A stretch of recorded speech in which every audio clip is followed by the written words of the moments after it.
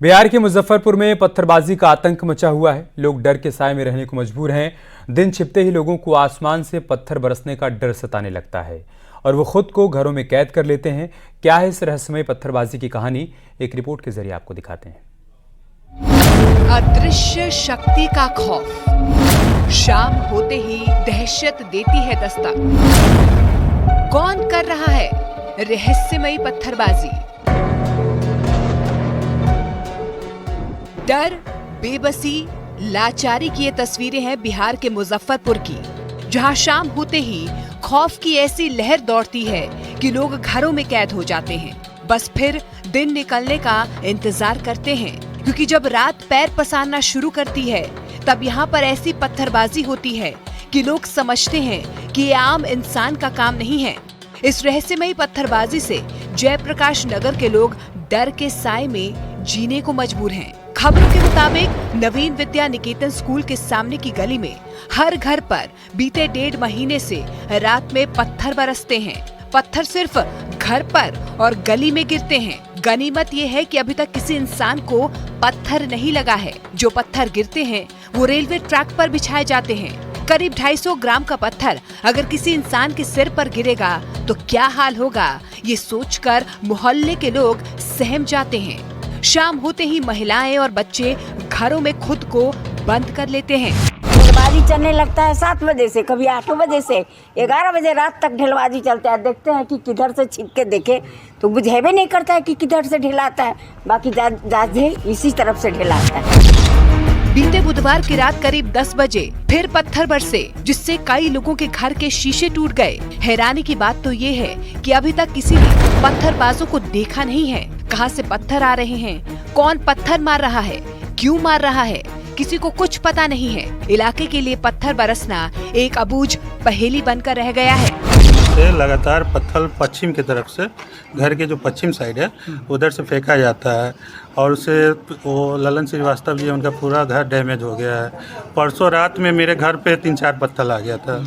जब बाहर निकले हम लोग दौड़े तो कोई सामने नज़र नहीं है। 6-6:30 बजे के बाद बेटा पुतो सब पैक हो जाता है। डर के मारे निकलता नहीं है। हाँ, डर के मारे जी डेली आता है पत्थर। माने 1.5 महीना से गिरता है। अब बीच में 2-4 रोज बंद हो जाता है, अब फिर चालू हो जाता है। अच्छा। है ना, पता नहीं चलता है कि... पता नहीं चलता है, मार के कहाँ बैठ जाता है, कहाँ से फेंकता है, ये पता नहीं चलता। जब भी पत्थरबाजी होती है पुलिस को खबर दी जाती है। पुलिस अपनी जांच में लगी हुई है।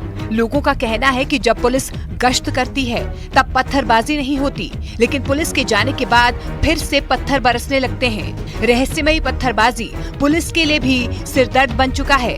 लोगों को उम्मीद है कि पुलिस जल्द से जल्द इस पत्थरबाजी को बंद करवा देगी और वो फिर से बिना डरे रह पाएंगे।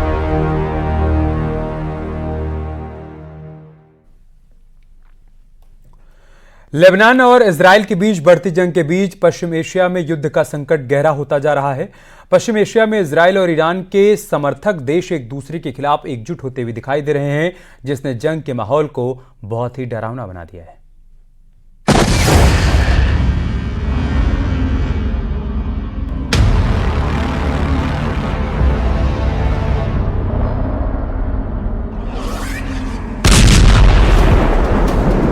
लेबनान की तरफ से हिजबुल्लाह द्वारा दागे गए मिसाइल और रॉकेट लगातार इजराइल को परेशान कर रहे हैं। कुछ ऐसे मिसाइल या रॉकेट होते हैं जिनको हम जाने देते हैं, उन पर अपने संसाधन को खर्च नहीं करते। कई सारी कब्रें यहाँ पर देखिए तबाह हो गई हैं।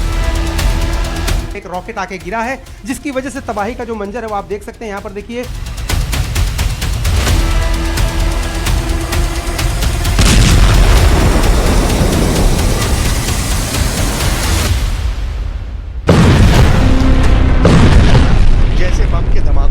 बेरूत की तस्वीर बदल रही है। जैसे जैसे रॉकेट की बौछार से तेल अवीव की शक्ल बदल रही है, उतनी ही तेजी से खाड़ी में खेमे बदल रहे हैं। इजराइल के खिलाफ मोस्ट पावरफुल ग्रुप बन रहा है। इस ग्रुप में होड़ ये लगी है कि जल्द से जल्द ईरान से दोस्ती की जाए और इजराइल के साथ अमेरिका को हद में लाया जाए। कई तस्वीरें हैं जिन्होंने अमेरिका और इजराइल की टेंशन बढ़ा दी है।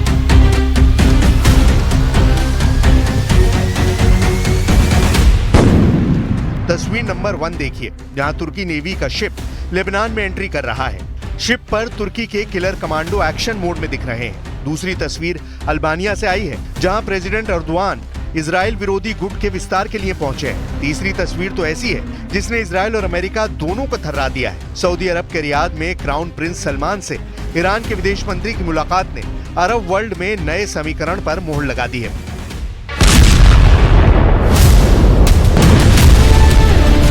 वॉर जोन में दिख रहे बारूदी तहलके से ज्यादा तपिश इन तस्वीरों में है। तेहरान में जल रहे इजराइल और अमेरिका के झंडे क्या कह रहे हैं? क्या ईरान ने सऊदी अरब को साथ लिया है? क्या खाड़ी के सभी पावरफुल नेशन पर खामेनेई की अपील असर कर गई है? सऊदी क्राउन प्रिंस मोहम्मद बिन सलमान और ईरान के विदेश मंत्री अब्बास अराक्ची की मीटिंग में युद्ध तनाव पर चर्चा हुई है। प्रिंस सलमान ने ईरान के विदेश मंत्री से वॉर टेंशन कम करने का वादा भी किया है। सऊदी प्रिंस से मीटिंग के बाद ईरान के विदेश मंत्री कतर का दौरा करेंगे। खाड़ी में अमेरिका के सबसे करीबी 2 मुल्क सऊदी अरब और कतर को माना जाता है। अगर ये दोनों देश ईरान के खेमे में गए तो इजराइल का बचना मुश्किल होगा। वजह यह भी है कि तुर्की जैसा ताकतवर देश अरब वर्ल्ड में फूट डालकर खुद को खलीफा साबित करने में लगा है। İsrail mezalimi görüşmemizin öncelikli gündem maddeleri arasında yer aldı. Netanyahu hükümetinin bölgesel kapsamının ötesinde artık küresel düzeni tehdit eder hale gelen saldırganlıkları hakkındaki görüşlerimizi paylaştık. उधर डिप्लोमेसी फ्रंट पर इजराइल जैसे जैसे ट्रैप में फंसता दिख रहा है, उतना ही वॉर जोन में उसे झटके लग रहे हैं।